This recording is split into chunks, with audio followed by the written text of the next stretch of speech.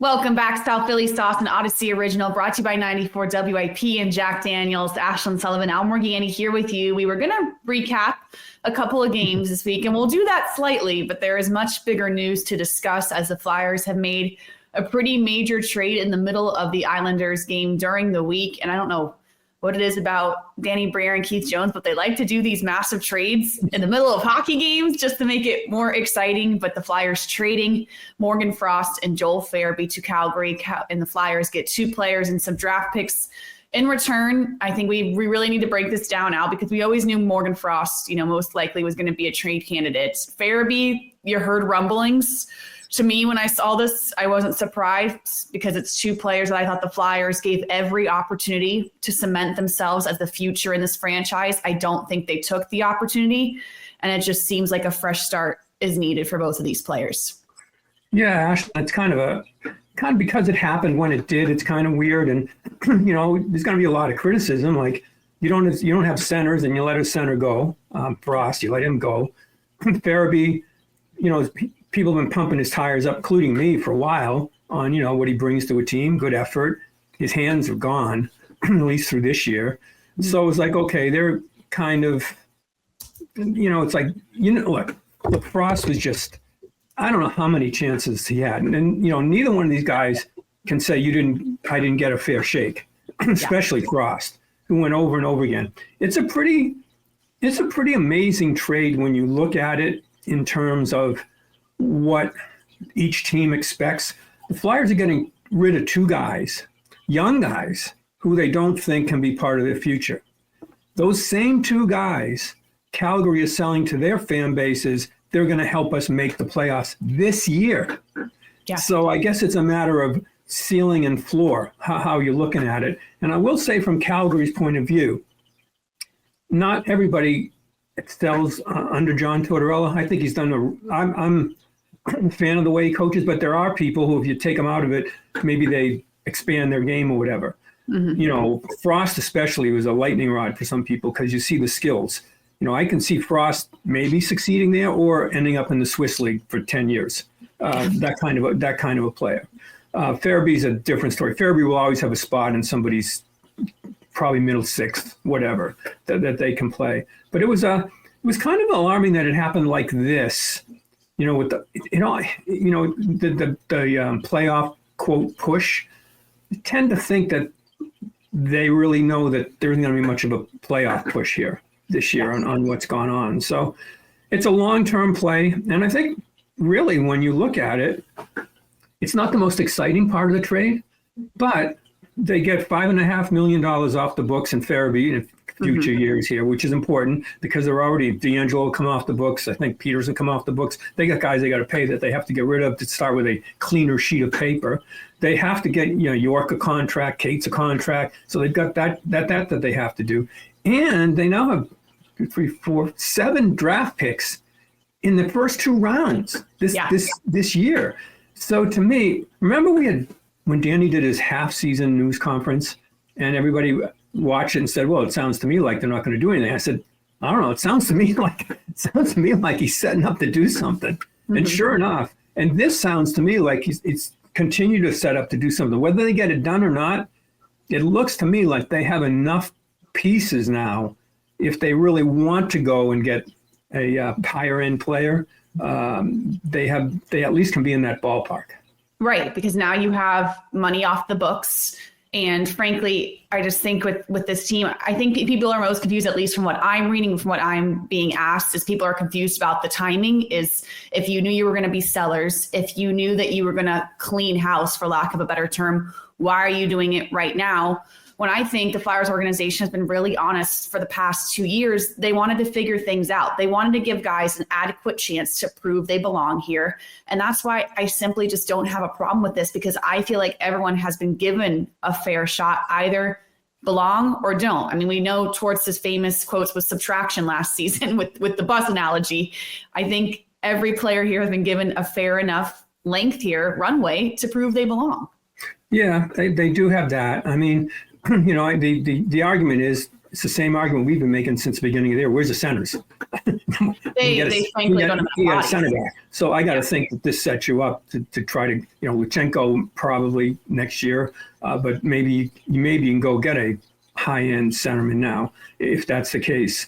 But it was you're going to get, no matter what sport it is in any city, but especially Philly, Chicago, New York, whatever, you're going to be a lot of reacting. Everybody wants to be the GM. And it's like, okay, I do think there's a little bit of risk here in that you can't really play up how good of a room you have, how good your chemistry is, how everybody gets along, and then remove a couple of pieces like this and wonder, will it still work as well with what you have? Because, for whatever struggles Frost has had, and they've been a lot, he's a really popular player. Yes, and people want him to succeed. So I think, though, at this point, we're like they're in stage 2, right? Like, okay, let's take a look at what we got. It's weird. People focusing on Frost. I look at Farabee and say, man, I kind of like his game. I kind of just like that physicality that he can bring in. Yeah, I kind of like that, and we'll see what they can get. Like bringing in, well, maybe this Kuzmenko maybe works well with Michkov, and that's another thing. His contract, you can done at the end of the year, so it's another. You're not locked in there, but we'll see. Maybe there's something there with Michkov. Maybe there's something, and they got another kid that was there's a lot of first round picks involved in this. Which aren't performing the way they want to. Which is kind of a warning when we're looking and saying, "Oh, the Flyers have all these picks," and you look at the swap of these high end. Yeah. Although this draft here, because of COVID and everything, it's not a elite top of the draft, but it's pretty deep, according to most scouts that you would trust. That you should be able to get NHL players fairly deep into this draft. Yeah, it's unrealistic to think they're all going to be home runs, that they're all going to hit, because 3 out of the 4 involved in this trade were first round picks at one point. And it does kind of seem like a swapping of talents here. And I understand the room thing. And I do think it's a factor. But frankly, I think you can only tell your fan base for so long, we have a great room and everyone gets along, before no one cares anymore. And I think Flyers fans are to that point, like, great, they get along, but are they winning games? Like, at some point, that can't be good enough.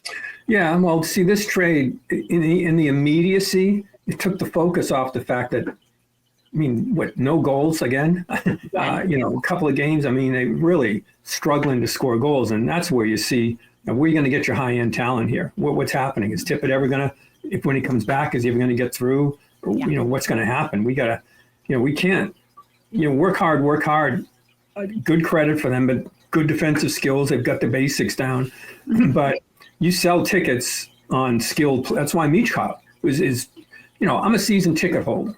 So what was it? Tuesday, I get the letter, the tickets are going up for the first time in whenever. And if I sign up again for my tickets, which by the way, I've had since 1980, if I sign up again for my tickets, I get a Michkov picture frame.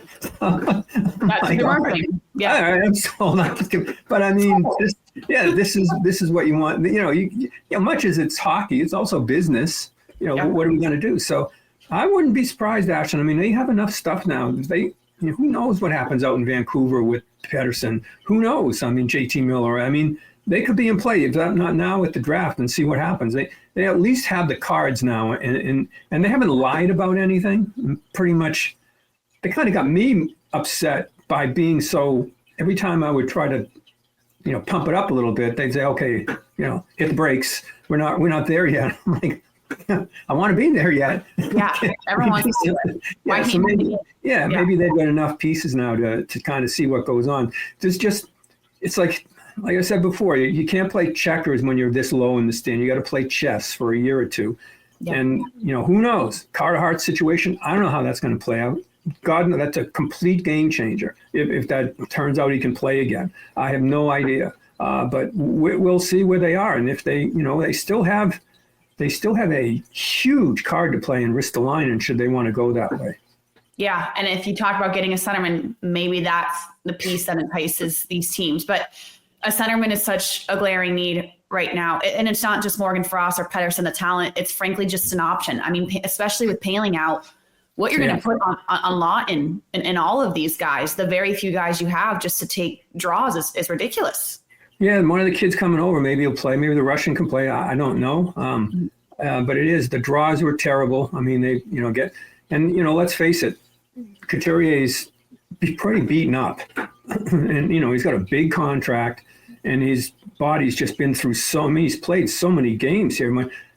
Except for Brandon Graham, who I guess is coming back. I think Coots would be the next in terms of been here the longest. And, we're not talking 17 games a year, we're talking 80 something and 2 back surgeries or whatever. So, I mean, that's another thing. They really do have to go out and address that position. And I like to say centerman, like you're usually in Florida, they say center or whatever, but got that centerman going. I like that. I've been hanging out with you too much. That's why I'm a hockey girl now. And another thing that really just grinds my gears, and I've had enough of it, I'm telling you, is everyone freaking out every time Michkov gets benched. He's playing out of position. John Tortorella has said multiple times, we're trying to teach him how to play like a pro. He can't just go out there and do whatever he wants and then expect not to get reprimanded like every other single player. Everyone freaks out that Torts yells at him. That's the exact same conversations I've seen with Bobby Brink 20 times on the bench. Like Torts is him the same as every other player, and everyone gets upset. Yeah, and it's Michkov because it's Torts too. And like Ken Hitchcock used to coach the Flyers, and he'd get all over players. And somehow he knew when the camera wasn't on him, when he went at somebody. Torts doesn't care. The red light's on. He'd do everything but comb his hair for the camera, and I'll yell at somebody because he just doesn't care. But yeah, you're right. That's what. I mean, you watch Michkov play. I mean, I'm a little disappointed in his level of fitness. Yeah. That during games he seems to lose it. But this particular benching was right after benching previous game, which he made the same mistake. And when you've got a defense like this, you cannot leave. You cannot leave a certain area of the ice and have a play come the other way against you. Especially a team that does have trouble scoring goals, have one go the other way. Michkov's a handful. I mean, I don't know if you've ever had a dachshund, ever tried to train a dachshund. That's what we got. It's really difficult. It's just that he's learned to play this way, and that he's excited to play. I've been impressed with the kid. The effort when he's there is just where to be on the ice. And those are the basics that you just have to have. And Torts isn't going to give up on it. This is a really interesting case on what goes on after this. Tortorella coming into a final year after this, does he want to even, what's going to happen? Does he want to go into a lame duck year? Does he want to continue? I think he would want to with Michkov and those guys. There comes a point with coaches like this that, the players start to, I've heard it too many times. I don't think Michkov is there. I think he actually accepts this kind of coaching. Ironically, it's pretty much like you cover the Eagles, the defensive coordinator, Big Fangio. Fangio. When he came in, he wanted to change practices to practice harder and have a box drill or whatever it's called every day, and that's hard. That's really hard to do. Put way more padded practices on the schedule. Yeah. Way more, and just, we're not going to do it like before. We're not going to let things slide and look at the result, what you have. Quickly. As long as you get results, you can do this. The fear with Torts is this team is starting to slip, and it's a big ask to continue to grind like that when, you're getting beat 1-3 to nothing, 2-0. You got to make some room for error. You just have to. And the irony is the guy that can give you that room for error is the guy that's getting benched because they want him to be a complete player. Yeah. And that's why I appreciate the honesty always from the Flyers organization. It's more about the big picture. It's what Michkov will be in 3 years, not what he's going to be next week, not how he's going to immediately contribute, because the Flyers, they have to look at this bigger picture. And if they let him slide, then that's a fault on the organization because he's not going to get to the ceiling they drafted him to be. Yeah.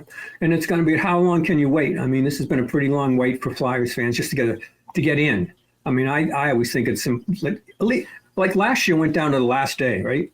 This year, because of what's happened, it doesn't look like, maybe because Erson's played so much better, maybe they can drag this out and stay. But I mean, I think that's just a huge mountain to climb.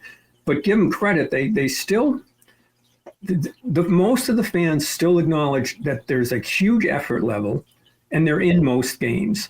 But what you have to replace somehow is the scoring. Just to pay $100 for a ticket, you want to be able to get up 3 times and cheer, right? For a goal. You can have some hits. You can have some, knuckles thrown here and there. But you got to score goals. And then that's where, ironically, that's where we sit and where we sat in October. Yeah, it's been a long road. Flyers fans have put in their time.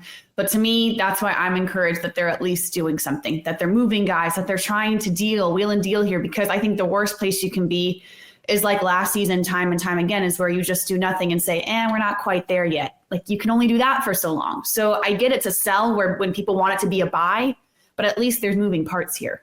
Yeah, and there's an option. It looks like there's going to be an option to buy. And to be totally honest, like, you don't want to say there's a shadow you can kind of scurry under a little bit. The Eagles, the Eagles are so, you're going to a good Super Bowl, right? It's like Flyers can get away with anything for like a good 3 weeks. Yeah. Really, it's just like this. I mean, they could have traded for McDavid, and if it was the night before the Super Bowl, we got this much ink in the newspaper in the old days, or everything right now. It would have been like, oh God. So at least there's that on what's going on. So, yeah, and then the Phillies will crank it up, and we'll see what happens after that. Yes, it's a lot going on.